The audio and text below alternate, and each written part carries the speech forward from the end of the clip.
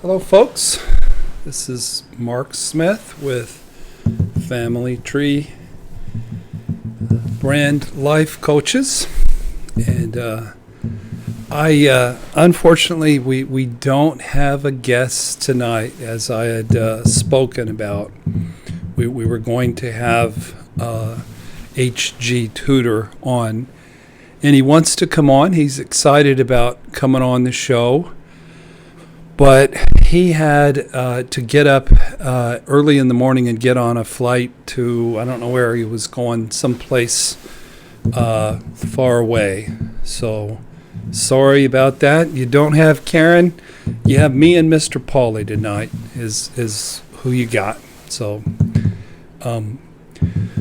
Tiffany, hello. So I have some questions and comments from a video I made, I made this afternoon, or this morning. I had a rare open hour. I rarely have openings in my schedule. And I was kicking some things around in my mind about hello, Stephanie from Texas. Hello, Voice of God. The Voice of God is here for the first time. What up? What up, Jackie? Of course you rate. Jackie rates? I didn't see you the first time. Hi, Sammy. So I had some thoughts about getting damaged by narcissists. And so, hi, Dawn. I entitled the earlier video, hi, Teresa, 7 ways to get yourself eaten alive by narcissists.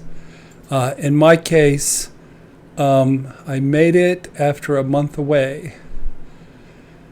Jackie rocks. So in my case, I don't just get eaten by one narcissist at a time. I'm multi-versatile. I'm being gobbled up by several of them. So I'm not going to redo the video. Can you help me with this? I'm not going to redo the video. It's on there. Has a guy getting eaten by a shark. But there are some comments and questions about the video and what I talked about. And so we're going to be talking a little bit differently than my normal spiel, because the normal spiel is work on yourself, do your therapy, work on yourself, and then work on yourself, you're not a victim. Y'all have heard that before from me. And I still believe all that. But some of these life coaches that I've been training turned me on to HG Tutor. And I've learned some things about narcissism. Mr. Paulie scratching at the door. The puppies are here. Well, the puppy is. Mr. Paulie's here. He's scratching at the door just when you put that on there. So this is a comment from a gal named Sabrina. Paulie's wagging his tail. Dina, hi. We should get Paulie up on the couch here if he wants to. So Sabrina says, I truly appreciate your openness and guidance. Get up, Paulie. Paulie has a hard time jumping on the couch. I see a shark in the clear waters of the beach. Better be careful about that shark. I truly appreciate... Can you see Mr. Paulie back there? You can't. There he is. A little bit. You can see it. There's his tail. I truly appreciate your openness and guidance. I've been following you for a while, and you've really come so far. So have I. I can really relate with you on so many levels. Yes, there's no training in schools about narcissism. Yes, I was also a babe in the woods, an empath, very trusting, totally love bombed, had boundary issues, red flag. There's Mr. Paulie. What's up, dog? I'm going to raise this up so we can get a better view of Mr. Paulie. That's the main thing, is getting a view of the dog. Boundary issues, red flag ignoring, all those issues. Just amazing the different levels of narcissism that shark bait. Different levels of narcissism. I don't want to be targeted by these people anymore. I don't want to be targeted by these people anymore. That reminds me of somebody lost their cat. I'm sorry, Jackie. I made a video and it has a picture of a crying baby, and it says, I wish narcissistic abuse wasn't my story. And I think that's one I cry throughout most of it. I'm going to try not to cry tonight, but I'm not promising you guys anything. I might break down. Yeah, condolences, Jackie. So back to Sabrina. I don't want to be targeted by these people anymore. Have had a horrible relationship with one very recently. Y'all are giving Jackie all kinds of love. I love that about you guys. I need to find a local support group that won't focus on the disorder or the person as much as helping me repair myself from it all. Sabrina, we are on the same wavelength. Maybe you, Mark, should create an online group. Well, maybe I will. I don't know. Dina says it's okay to cry. She'll cry with me. It's terribly fascinating, to say the least, but I'm still trying to balance self-care with understanding of the disorder so as not to attract that again. So, interesting thoughts. Tanya, not our Tanya with a P, but a Tanya with a T, says, hi, Mark, thank you for the 7 warning signs. They weren't really warning signs. They were, if you want to get ate by a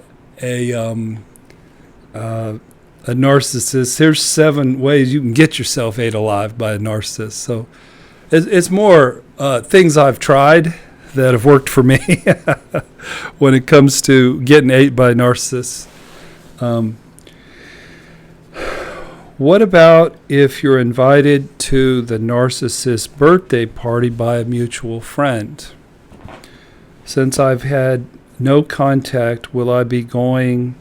I will not be going to my niece's birthday party instead, but this is the situation that's come my way.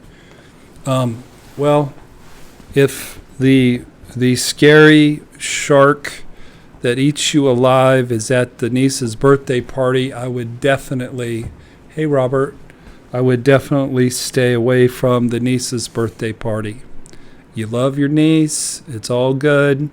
You want to be a good aunt, but you really shouldn't put yourself in harm's way. It just isn't worth the risk. Erica says, excellent video. I saved it on my phone because I like to remind myself. I was guilty of all these points with my narcissist, and I continued with the short relationship with another one. Since then, I'm in no relationship because I need to focus on myself. Yay. And I want my future relationships to be healthy and happy. This was a good decision for myself, and this video is going to help me a lot. Thank you for your thoughts, Mark. Erica also asked, what are some good ways to work on myself? Hey, your text is working this week, Robert. Cool. Some good ways to work on yourself, Erica, is to do therapy, talk therapy with somebody who knows what they're doing, who can help you. Watch lots of good YouTube videos. Read the book Psychopath Free. Read the book Becoming a Narcissist Nightmare. And I would also recommend, I know it's controversial, but I would recommend reading some HG Tutor. Also, if you have symptoms in your body of PTSD, then do some yoga. I was working with somebody today, and she was talking, maybe it was yesterday, she was talking about how she gets triggered, and if she'll go into a couple of yoga poses, the panic attack goes away. How cool is that?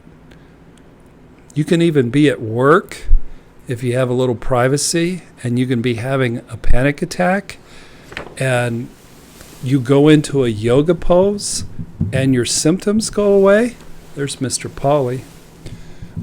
That's pretty awesome.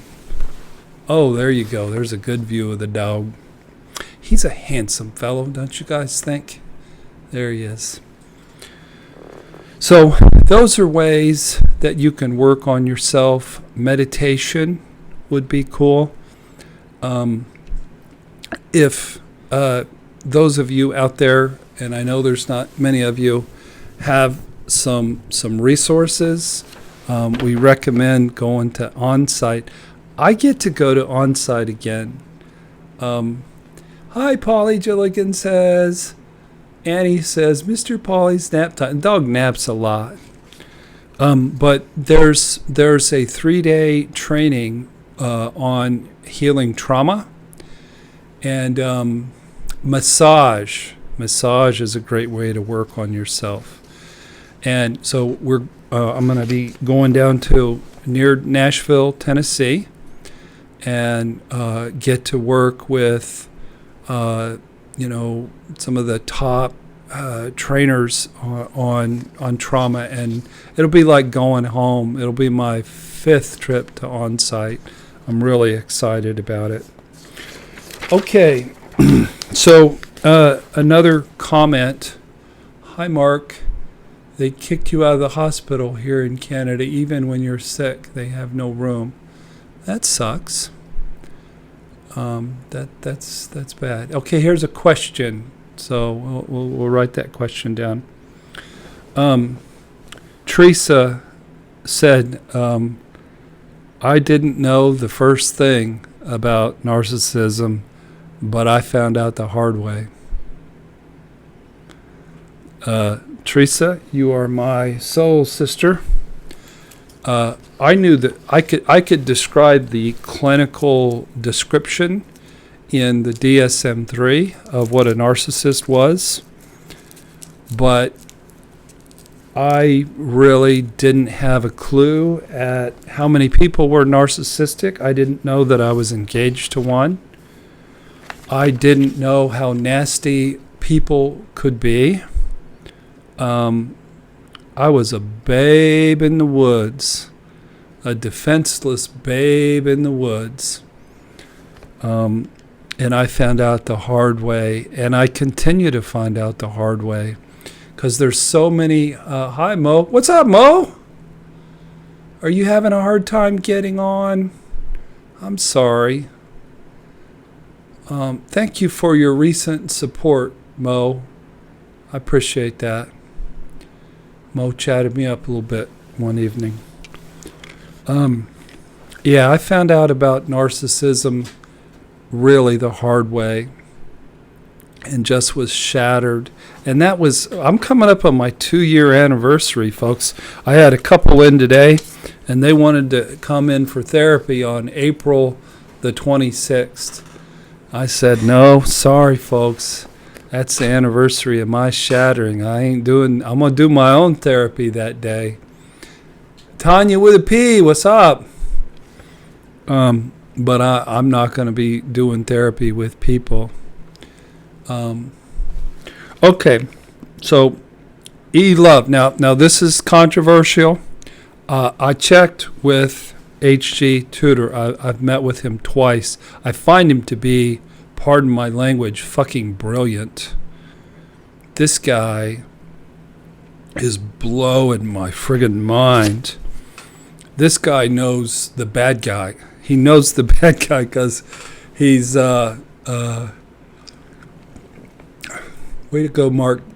Got to put on your gas mask first. What's he talking about? Yes, he is brilliant. But I have always emphasized the treatment part of it, the self-care, which is, I think, the most important part. But there is a difference between a lesser narcissist, a mid-range narcissist. Oh, the air mask. Yeah, gotcha.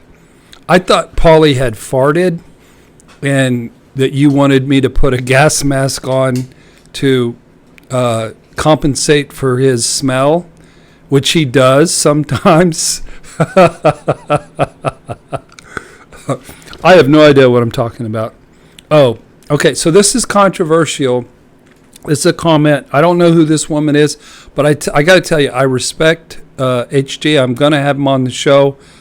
I've consulted with him twice. I plan on consulting with him some more. I've bought 3 of his books. I listened to his videos.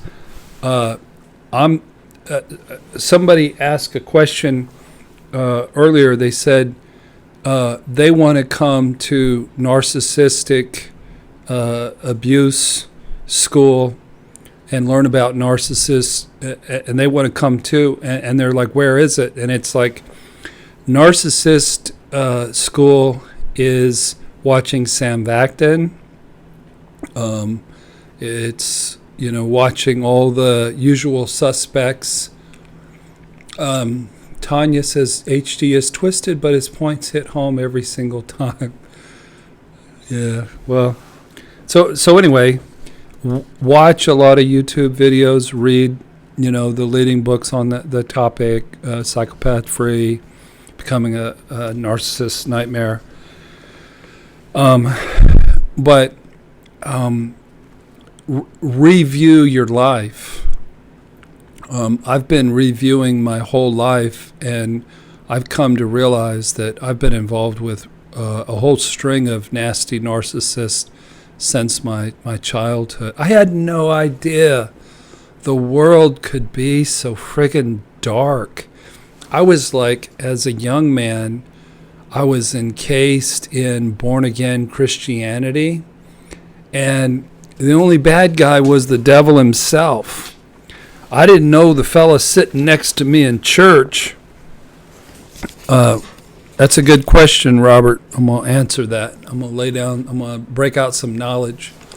So, I didn't know the guy sitting next to me in church was a narcissist, and I didn't know the guy singing the song up there was a narcissist. There's a guy I loved, Keith Green. I love that guy. You know what I found through the years? If I made a list of top 10 male clients that I really liked, about 9 of them, as I review, are really bad narcissists. I even developed man crushes on guys who are narcissists. Not in a sexual way, but in a you're my bro way. So that's bad. Anyway, E-Love says, be careful. Don't let HG chew you alive. His charm is superficial. Don't fall for it, dude. That hasn't been my experience, E-Love. I don't know who you are. I know who he is. And so far, he's done nothing but enlighten me and treat me with respect. And it's a little hard to get a word in edgewise because you're not seeing him, so he can't tell that you're wanting to talk. But the more you can know about yourself, the better. The more you can heal about yourself, the better. The more you can understand who you're dealing with. Are you dealing with a greater narcissist, or a mid-range, or a lesser? So Robert asked the question, what is a greater narcissist? A greater narcissist, according to HG Tutor, is somebody looks at him like Jack the Ripper. I don't look at him like Jack the Ripper. I don't think Jack the Ripper offered classes in understanding serial killers and helping you to apprehend and kill them. So it's easy to have a crush on a narcissist. They draw you in with their charm. True. So a greater narcissist is somebody who's very sophisticated, very superior. They don't get emotionally reactive, but they get even. They don't, even after they moved on and have found new sources of fuel, they are going to pay you back. And they'll never quit harassing you until you're destroyed or until you're dead. And that's a really, really, really scary thought. They're very strategic. They're the devil. Whereas a mid-range would be somebody who is passive aggressive and hiding behind various YouTube personality names and making videos like a clown. So and a lesser narcissist is just somebody who's super reactive and they get victim-y and they do stupid shit and they get themselves thrown in jail. So hope that answered your question, Robert. So yeah, what do you guys think about consulting a professional narcissist on the subject of narcissism? And I'm telling you, I've learned more about narcissists in the past week from HG Tutor than I think I've learned in 2 years. So it's turning lights on for me. So until the guy shows me otherwise, I do trust the guy to give me good information. Are we going to be, having a bromance and hanging out on the weekends? I don't think so. I don't think he would be interested in hanging out with me. I do not find his content and posture menacing. His voice is menacing. But in the consults that I had over Skype, he was personable. He wasn't love bombing. He was very direct. He was very businesslike. He does sound like Orson Welles, Dawn. That's true. He was professional. He is providing a service. He expects you to come ready to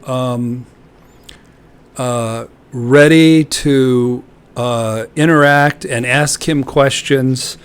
And he gives you fantastic insight into the nature of the various kind of narcissist. So that's my opinion. And if you haven't read HG Tutor's book called Fuel, I found it super, super helpful because it explains what feeds a narcissist and how they think and what they consume to have the energy to do their evil shit that they do. I also downloaded a book called Setting Targets because I asked him, I'm like, why is everybody picking on me? Because everybody picks on me. You know what's funny, people? I'll go to the basketball court, and there's like probably where I play ball Monday, Wednesday, Friday, there's at least 50 guys there, and I'm the oldest guy who plays still. But for the past 20 years, I've been playing with these guys, and everybody has a mark joke. Everybody picks on me. They say they pick on me because they love me. But I'm telling you, every time I go, there's like 5 or 6 mark jokes. And then I tend to draw narcissist.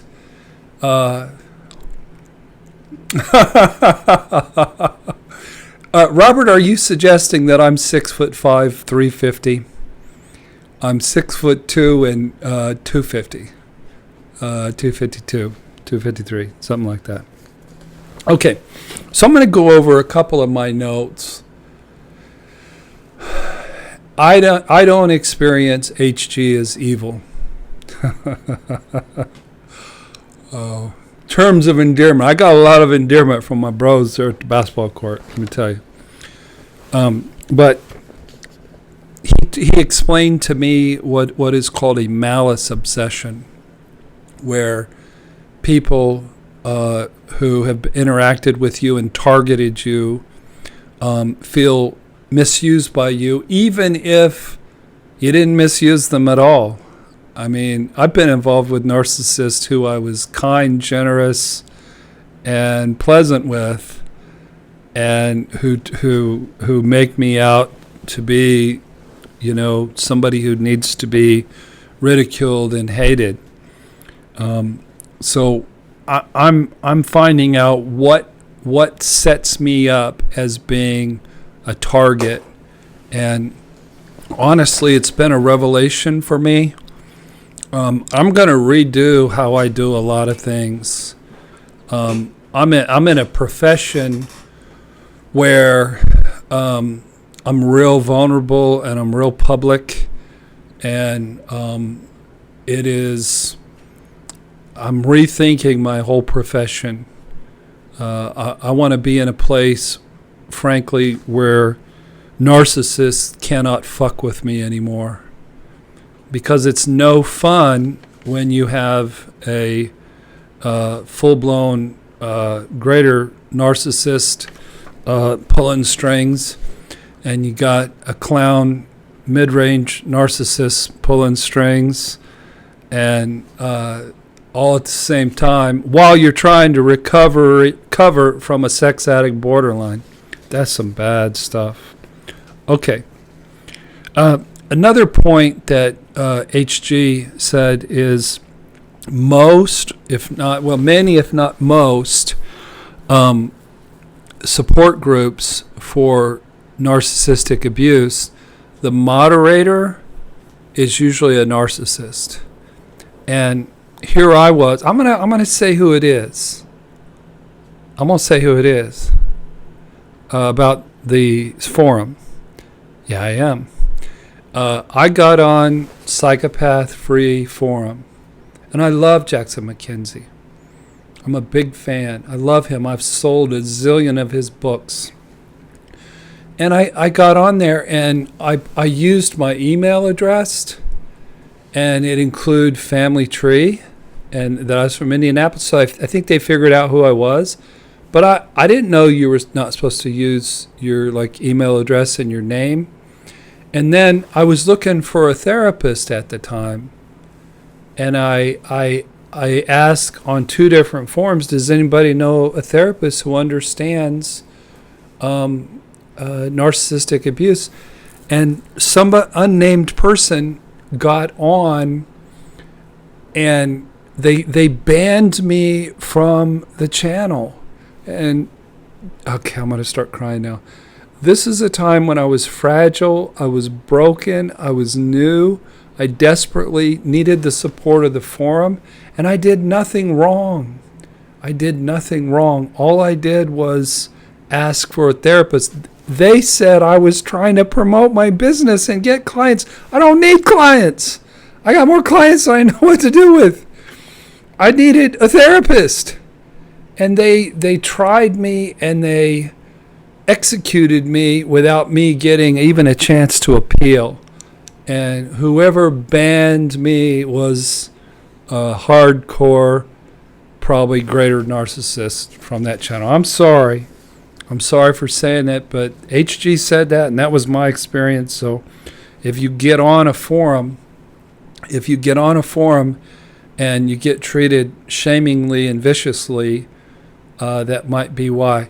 It's weird to think that it did. It really made me sad. I cried when I just wanted a therapist. I wanted to be part of a community, and I didn't do anything wrong. So, start my own forum. This is our forum so far. This is our forum, and we're going to grow it a lot. So, I'm considering taking a lot of time off to focus on making videos and writing some books. You know, we should maybe start a Facebook group just for our narcissistic abuse people. Make a note. Facebook group for narcissistic abuse people. So, okay. So, I shared from my experience. See, you can watch Tutor and you can watch Sam Vacton, and they're like laying down all these truths. They know. I share all the ways I fuck up, and that makes for a lot of videos, dudes. I mean, and so I shared, if you want to get yourself eaten alive by a shark, by a narcissist, then somebody's allergic to Facebook. He calls it Aspic. Okay. So here's the 7 things you can do. You can be too trusting. I trust everybody. I used to. Well, we were meeting in a group supervision with our staff today, and we've just been trust violated in so many ways.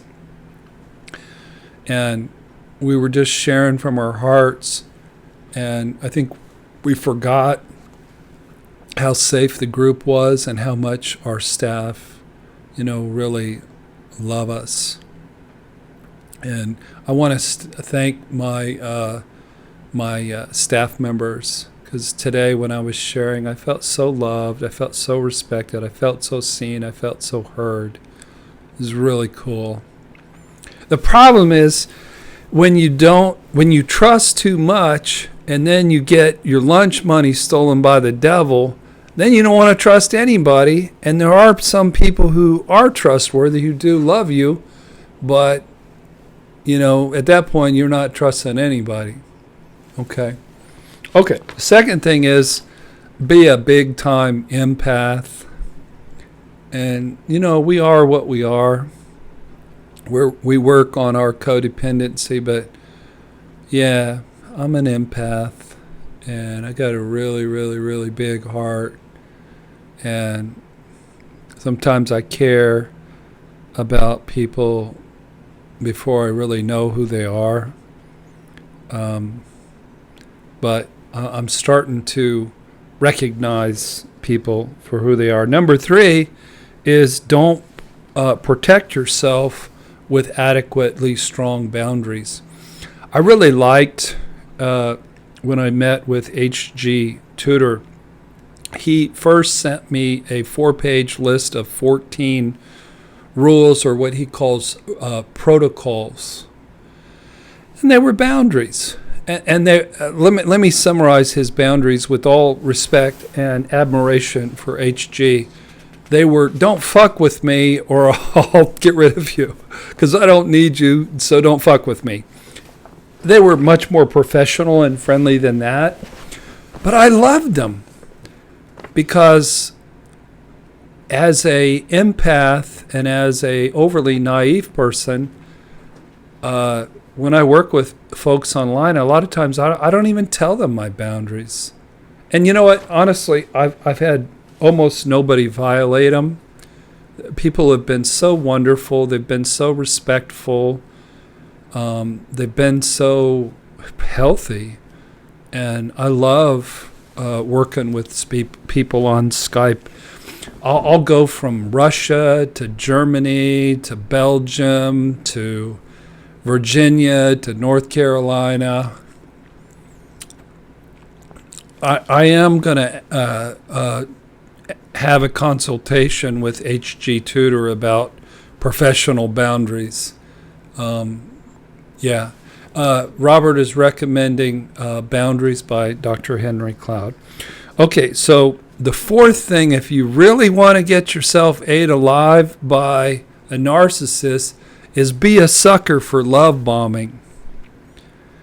And I was sharing in my video earlier, in a professional relationship, I was getting like professionally loved bomb, by a guy.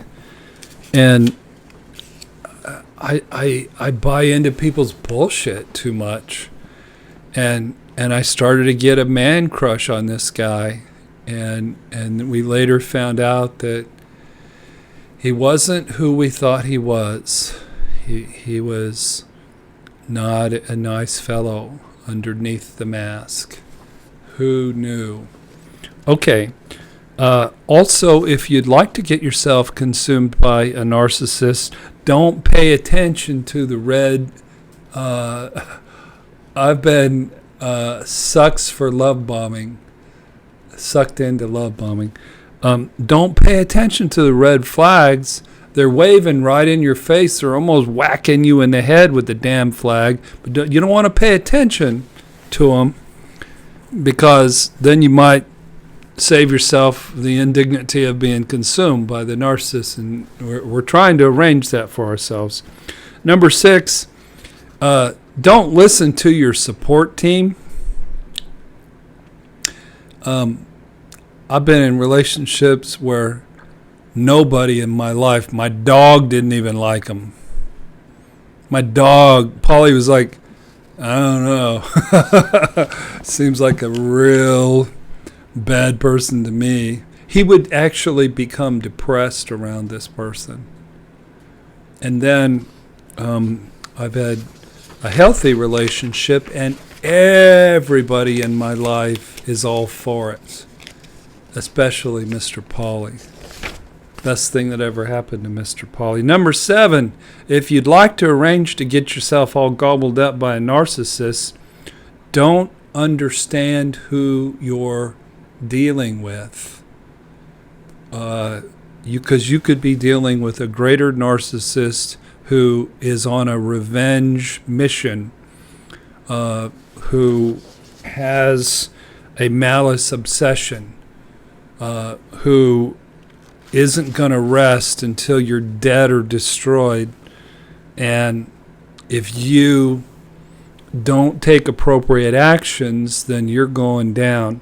Or you could be dealing with a mid-range narcissist, and you could give them fuel, which I think I've actually done on this video accidentally It's a little bit fun. I'm sorry.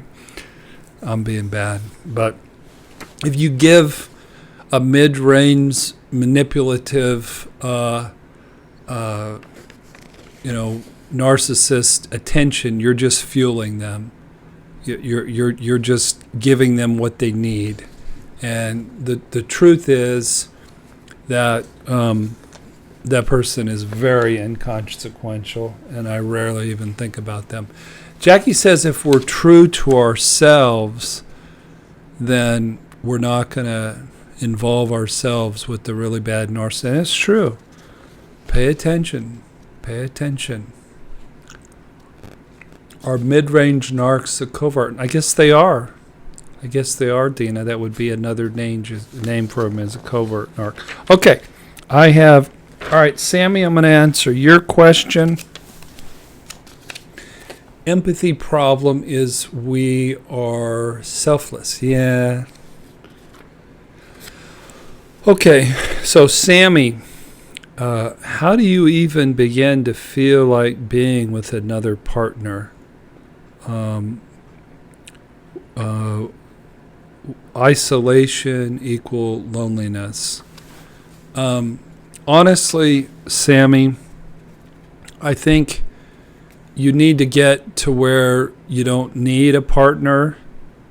Frankly, maybe you don't even want a partner, that you are happy, you know how to thrive, you're blessed, you have a good support system, you have a good recovery process. And when you're at a point where you don't need somebody, and if you have to your own self be true, Cody dropped on us, that's cool. Then a friend of a friend might introduce you to a friend, and they come with references. They come with character references. And then perhaps you might be ready. But if you desperately need a partner and you go looking, you're going to get fried. You're going to get taken. You know, I told this story before. I was telling it to a client. One of my buddies, who I met in a 12-step group 9 years ago, he came to our men's group, and he was at a point where he wasn't in a relationship. He didn't have any money.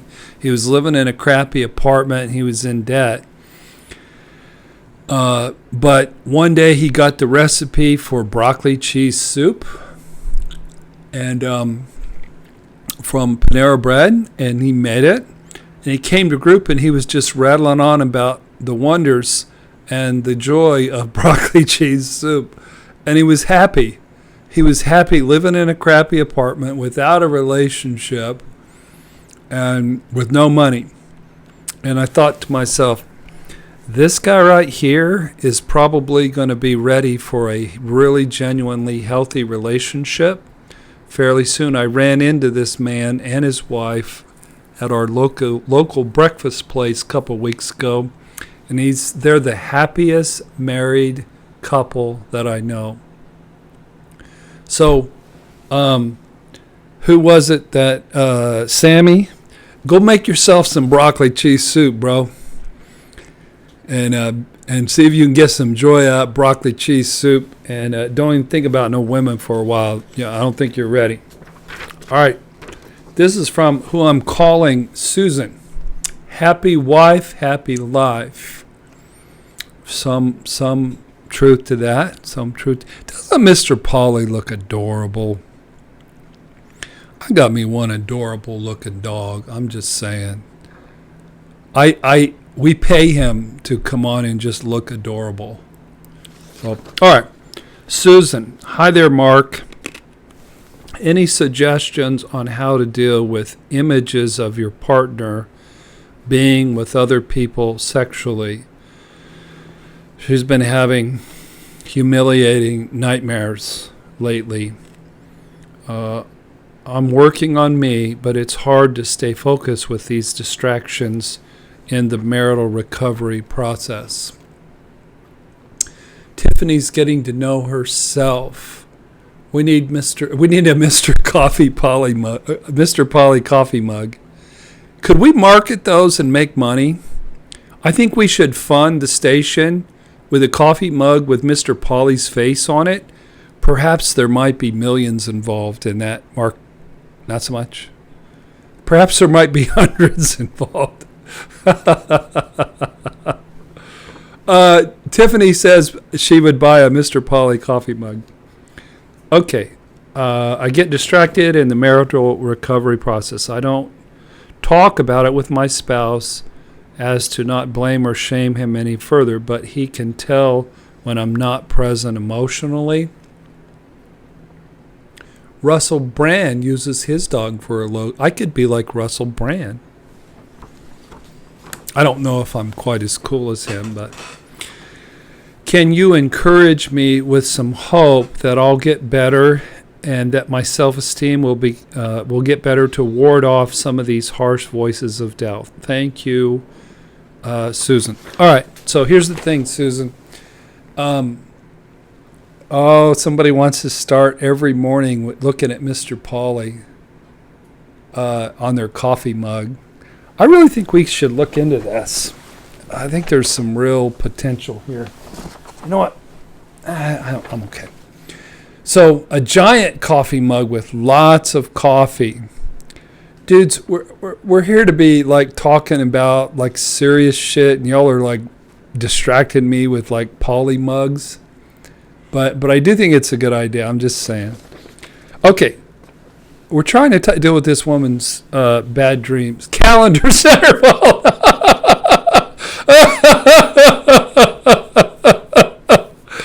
Oh, you're killing me. Sorry. I was blocking Mr. Paulie. Get out of the way. You're blocking the dog. All right. So, Susan, your nightmares are a good thing. They're not nightmares. They're processing. And there's no way around them. Don't worry about dreaming.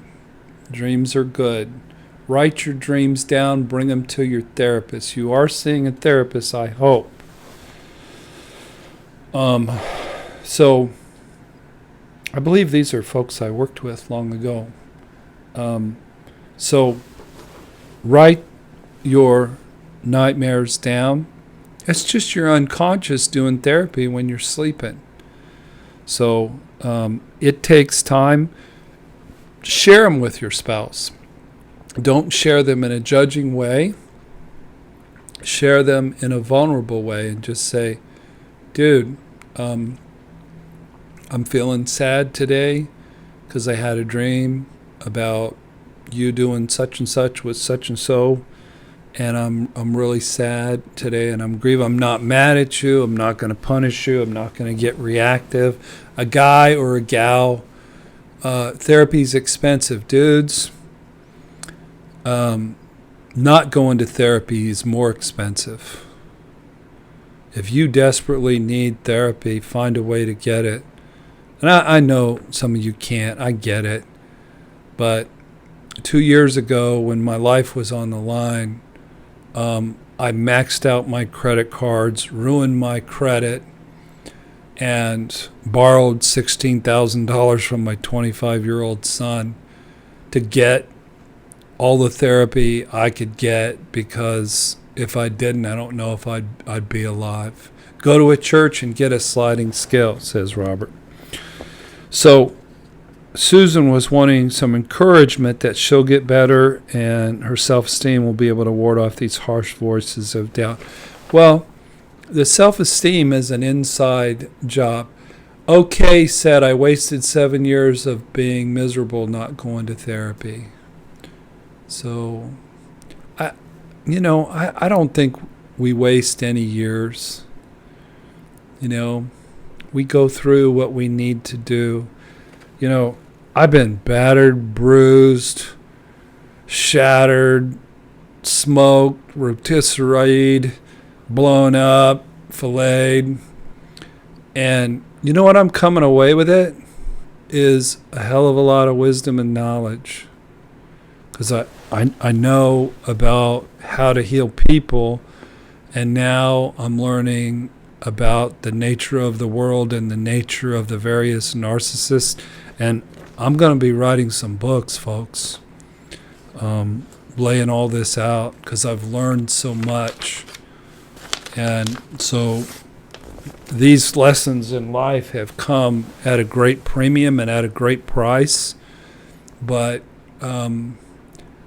okay, can we get that question from Sarah? What's up, Sarah? How's it going? Sarah was locked out. She couldn't figure out how to get in on the live feed, but she figured it out, and she's in the house. So I don't have root beer tonight. I've got red Kool-Aid, so we're going to have a little red Kool-Aid break here. I have a book from years ago. If life is a game, here are the rules. Nice. Did you write it, Jackie? Yum. Uh-oh. red Kool-Aid marks on my lips.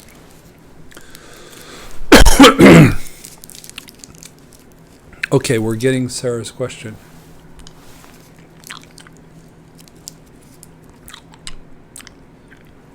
Okay. Don't drink Mark's Kool-Aid. No! It's like Crystal Light, dude. All right. Okay. I can't use this question. I'm going to throw that question away. It's from Narcissist. So, okay. Is this Sarah's question?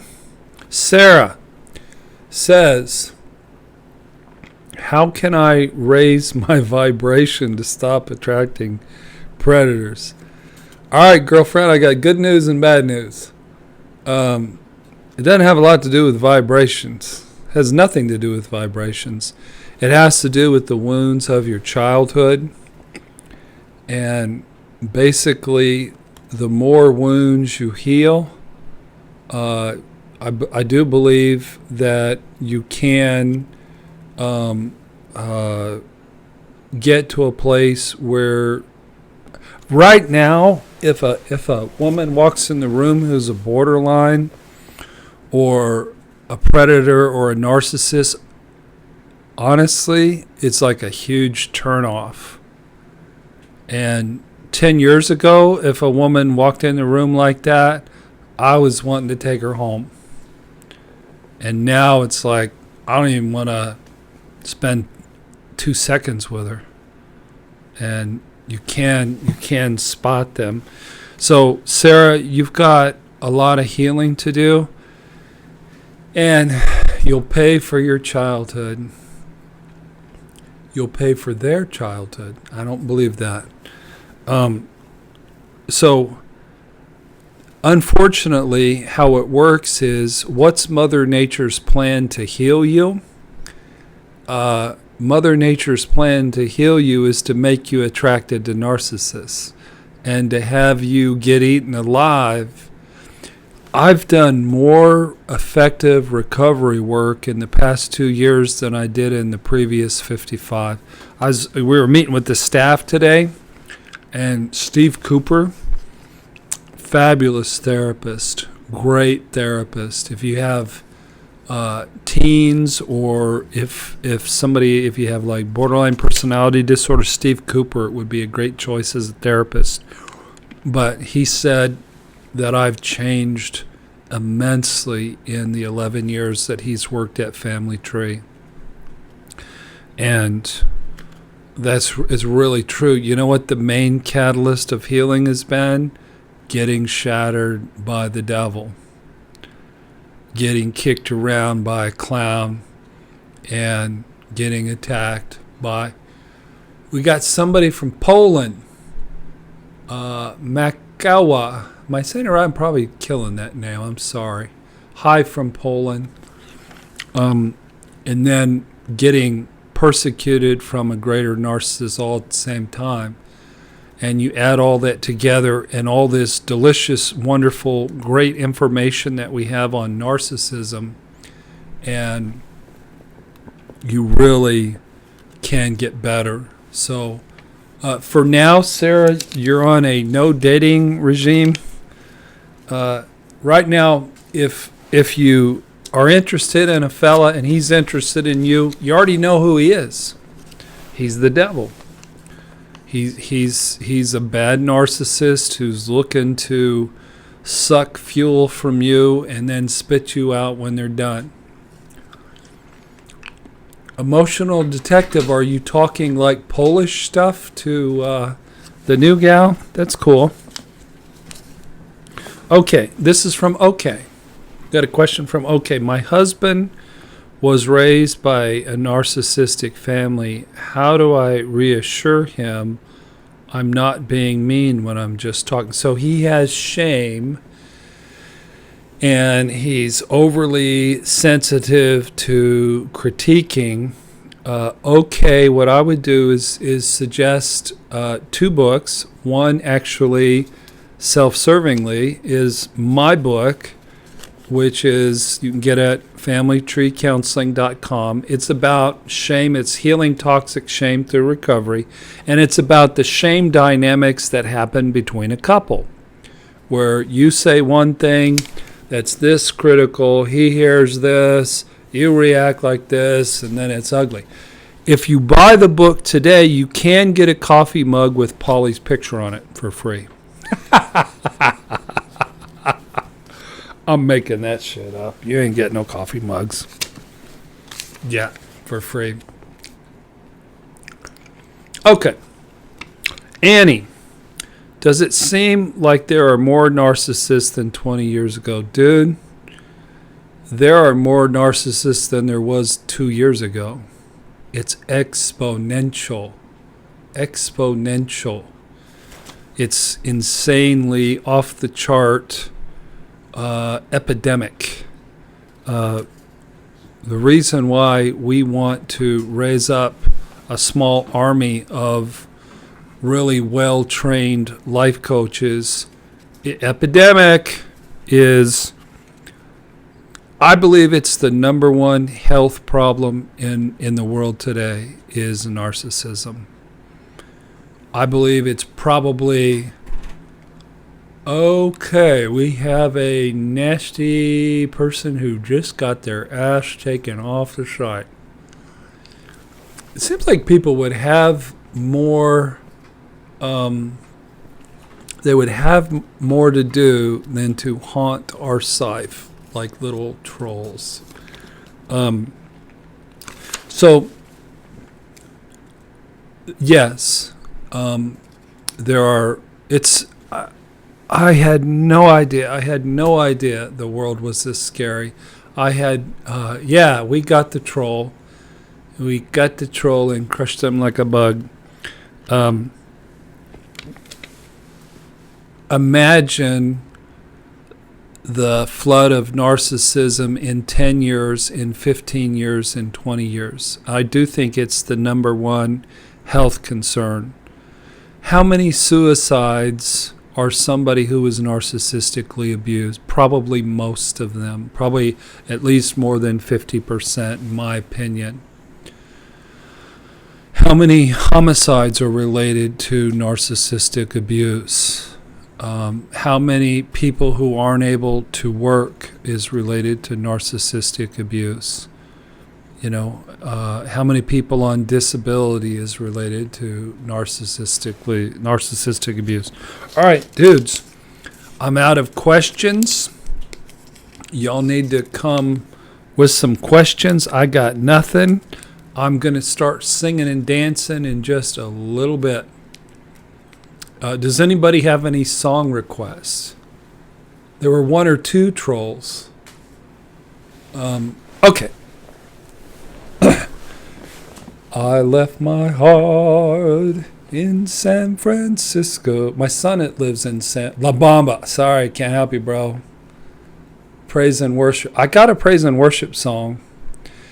Hear, O Lord, the sound of my cry. Hear, O Lord, and have mercy. I'm just messing with y'all. I can't sing. Help me out. What kind of music do I like? I like The Fray. I like Sheryl Crow. I like easy listening music, like new age music that calms you. I really can't handle loud music because of my PTSD. So I fall asleep to thunderstorm sounds. Another thing I want to say, if you guys want to really learn from HG Tutor, he doesn't have Audible books, but what you can do is you can play a Kindle book on these little Echo Dots from Amazon. Do you think men narcs are worse than women narcs? Well, I'm biased because I got almost killed and destroyed by a female narcissist. They're equally bad. They're equal. In fact, probably historically and socioeconomically, men are probably worse. JC says men are worse. I don't know. You didn't meet the so and so I was involved with. She. I'm talking about my former fiance. Just so good at putting on her false self, and when I found out who she was, it just shocked me and shattered me, and I'm still far from being over it. Francine, why the increase in narcissistic abuse? Well, people are narcissists. Narcissists are narcissists. What does that mean, Jackie? Why the increase in narcissistic abuse? Frankly, I think we have a generation of people who they weren't brought up with grandma and grandpa and uncles and mom and dad. They were brought up by iPhones and iPads and Game Boys. And there's this HG Tutor likes himself. I mean, aren't narcissists that's what they do. He admits that he draws fuel, and I really like that somebody who doesn't bullshit themselves, and they tell the truth about themselves, and they're not ashamed of who they are, and they tell you who they are. That takes courage, and it takes psychological openness. And frankly, I've seen that in HG. So, why the increase in narcissistic abuse? Outside of all the technology, I just think that you get over time untreated narcissists, and they have 4 kids, and then you got 4 people who are either empaths or they're narcissists. So I don't know exactly why it's exponential, but I know it is. For years, I talked about marriage counseling, and those are some good videos. If y'all haven't seen my marriage counseling videos, they're good. They're excellent. But I'd get like 300 views in like a year or two. And then the moment I started talking about narcissistic abuse, one of the first ones I made is up to almost 119,000 views. Yeah, JC's going to watch them. Check it out. We do have a playlist on marital counseling issues. Those are good. All right. Jilligan. Got a question from Jilligan. If y'all don't give me more questions, I'm going to break out singing again. I'm threatening y'all. All right. You've been warned. All right. Jilligan, since you mentioned suicide, what do you think of young kids trying to commit suicide around 11? It's heartbreaking. They don't have attachment. They don't have... please don't sing. Annie, tell it right. Annie's telling the truth. I respect the desire for me not to sing. It's a frequent request that I get from people. We might do the coffee mug thing. I'm just saying. So an 11-year-old who wants to commit suicide is basically without a mom and without a dad. And they're hopeless in the world. Sing on. Kill Switch and Gate. Kill Switch wants me to sing, if that tells you anything about the name. They want to be tortured. Suicide at 11, Wayne says, is borderline personality. Rosanna, what is it? Rosanna, banana, something like that. It's okay to sing in the shower, just don't sing on the show. All right. All right. Frey, is the Frey the good band? Rosanna, I was raised with a narcissistic mother. How do I set healthy boundaries? How, especially with my husband? Not big on how. Rosanna, Dana. Thank you, Anna. Anna said Rosanna, Dana. I was raised with a narcissistic mother. How do I set healthy boundaries? So, I think that you get healthy. I can't tell you how to do things. This is how you set boundaries. It doesn't work that way. You could read Cloud's excellent book on boundaries, and you could read it 5 times, and if you're not healthy enough, you're still not going to be able to set healthy boundaries. You learn how to set healthy boundaries by reading Codependent No More, by doing talk therapy, and by being traumatized by narcissists. Paulie does look peaceful. Sometimes when he sleeps, he dreams, and in his dream he's like, woof, woof, woof. In his dream he's like, woof, woof, like chasing rabbits in his dream or something. Hey, y'all quit talking Polish on there. That ain't right. Talk American, y'all. Okay, a couple more.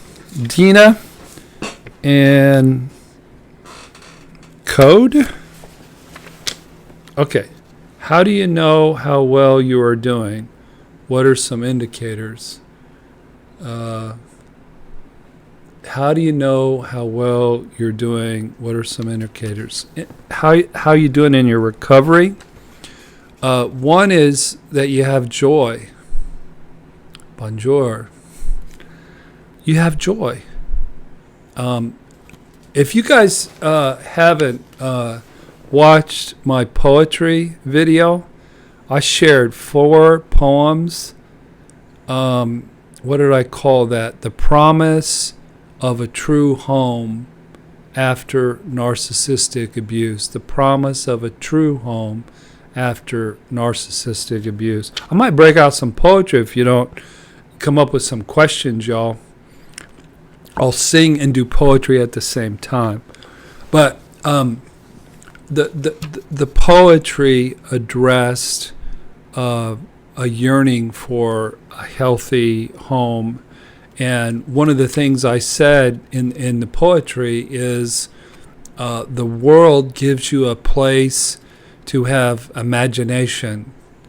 And it's a place where you can make your dreams come true and imagine powerful things, good things, wonderful things. So an indication is you're not dating a narcissist. You're making wise. Why are you bald? Did somebody ask me why I'm bald? I'm bald because I'm lucky. I love being bald. But I don't know why I'm bald. Who asked that? You know you're doing well when you are able to save. Why not be bald? Wayne is bald and he's happy being bald. So there's nothing wrong with being bald. Bald is cool. So you're doing well when your health is good. You're not gaining too much weight or losing too much weight. Your hands don't shake. You have a good support system. Like I said, you get enough sleep at night. And you feel good. You feel good. Kill Switch, who I'm starting to dig, he or she said that bald is the new awesome. And I can't disagree with that. So, Dina, I had generational narcissism in our family. Anyone else on the chat had a pattern of narcissism in the family? Dude, my grandfather was a horrific, malignant narcissist. My mother was a scary borderline. Dawn, your handshake. I'm sorry. I didn't know that. My grandfather, my step-grandfather on my father's side, was a rager and beat my father. And my father's mother, I think, was a narcissist and a user and a sconniver. So yeah, we have a long history of narcissists and borderline. I have a sister who's just a horrifically scary borderline. So runs in the family, Dina. How about the rest of y'all? Anybody else have stuff that runs in the family? So next week we're still going to have the show, but I'm going to be on vacation. And but the cool thing is you can just use an iPad, and you are on the blue. You are blue on the screen. Am I blue on the screen, people, or just blue on somebody's screen? I don't think I'm blue on the screen. Am I blue on the screen? Francine, talk about how an empath of 40 years old can begin to work on creating boundaries. Not blue in Vegas. I'm pink. I think I look pink. So, an empath working on creating boundaries. Well, Francine, you have to crash and burn when it comes to loving too much. There was a famous book written by Susan Forward called Women Who Love Too Much. And you have to crash and hit bottom and get to a place where you have to take care of yourself. You have to love yourself. So lots of talk therapy, and somebody should write a good book on being an empath, because being a codependent and being an empath, I don't think are exactly the same thing. Sammy, is it possible to not connect with these people? Get rid of my cough drop.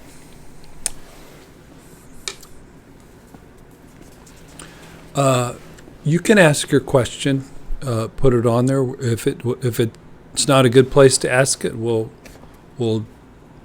not address it. Is it possible to not connect with these people? You mean narcissists? As you get healthier and as you learn to spot the devil, Makawa, what do you think of social phobia? I think people that have issues around basic trust and basic mistrust and who have PTSD are going to have social anxiety. So I get the impression that Poland is a bit of a dark place. And but for me, I tended to isolate socially because I'm just still healing the PTSD. Define what real boundaries are. Okay, I can handle that. Y'all are just all up on the boundary stuff tonight, aren't you? Here's a boundary. Number one, it's shared ahead of time. If you want to set a boundary with somebody, you got to share it ahead of time. When you're speeding and the speed limit is 55 and you're going 80, they don't come up and post the sign that it's 55 after you got the ticket. The signs are there. All right. So you set the boundary. Hello, Connor. You set the boundary ahead of time. You set it pleasantly. And then there are consequences. People have told me, well, I tried setting boundaries and it didn't work. Well, no, you didn't. Boundaries work every single time, because if a person violates the boundary, you set it up that, they pay for the crime. They have a natural consequence. So boundaries work if you know how to set them. You set them ahead of time. You set them pleasantly. There's got to be consequences that are natural, that hurt. Poland is doing great. Well, it's good to hear that. That's cool. And the consequences need to be consistent, and they need to be enforced. So Poland is colorful. Come check it out for yourself. I don't have any current plans to visit Poland, but I'm glad to hear it's doing well. Okay, kill switch. How do you advise somebody to deal with counterdependency affecting their relationship? That's a good question. Do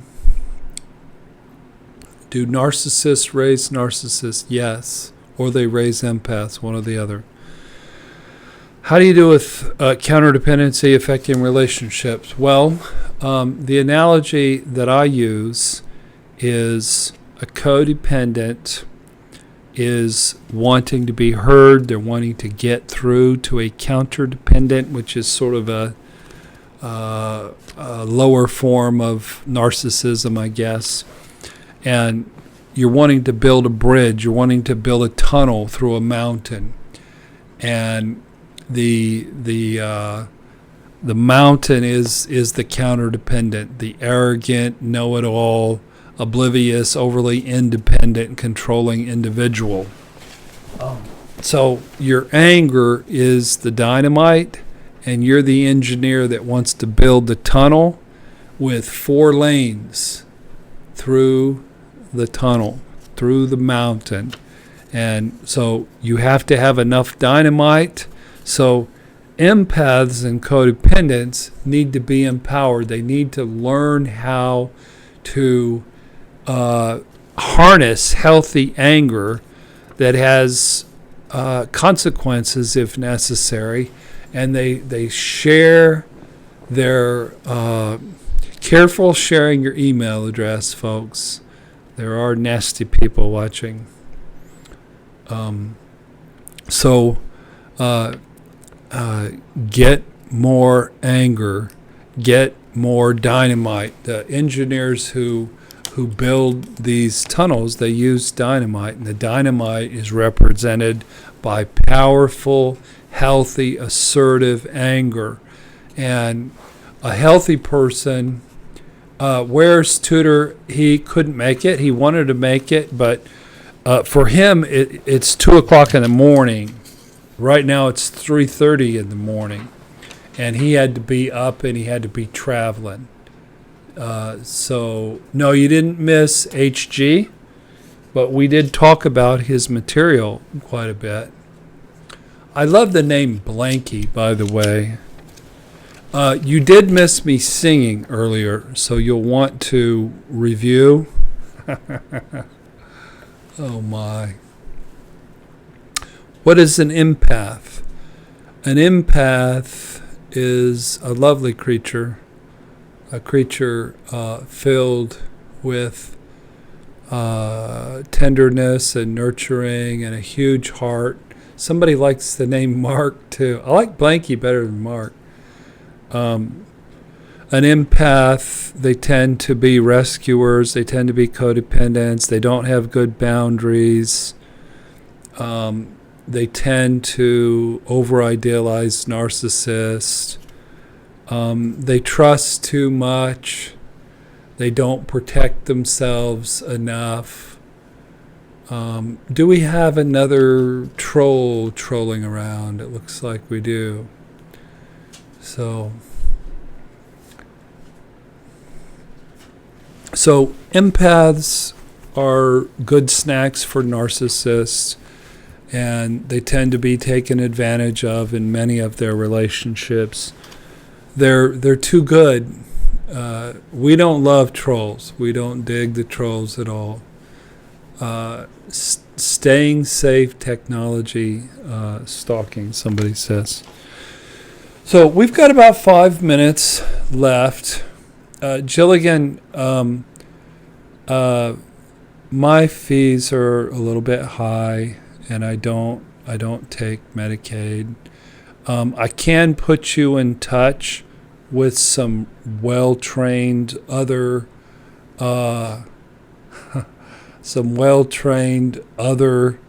life coaches that can help you for a lower fee. It's just I have really limited time, and I have Dana hasn't invited me to do her show. I think some of her friends are shading her impression of me. I liked Dana, and I have respect for her, but I think she saw me through the eyes of some unhealthy folk, and so no, we're probably not going to do a show together. But I am looking forward to collaborating with HG. Any other feedback, any other comments, any other song request? What about the doctors here at Family Tree? We don't have any doctors, but we do have some really good therapists. Okay, somebody says, I love Tutor's books. However, I have to take breaks because of the way he thinks pisses me off. Okay, we have Francine. Francine is really making a bid for most valuable question asker tonight. Check out HG Tutor and consume him in small doses, says Andy. How do you balance setting boundary issues and consequences that are felt by the narcissist, but then the smear campaign and the flying monkeys flank you on both sides? So his interviews are better than his videos. That's good to know. Francine, I encourage you to read the book Fuel by HG Tutor. Because you can think you're setting a boundary with somebody, but if you do it in a reactive way, then you're actually giving the person fuel. And you really don't want to give a person fuel. So you have to understand the concept of fuel, understand the degree of narcissism that you're dealing with in order to come up with good strategy. Can narcissists recover? This question is from the Voice of God. I like that name too. I think I'm going to... Can you guys... No, you don't have to call me that. I'm just kidding. Okay. My empathy gives me a gift with toddlers and babies, says Robert. I bet you're great with toddlers and babies, Robert. You seem like a very sweet and gentle young man.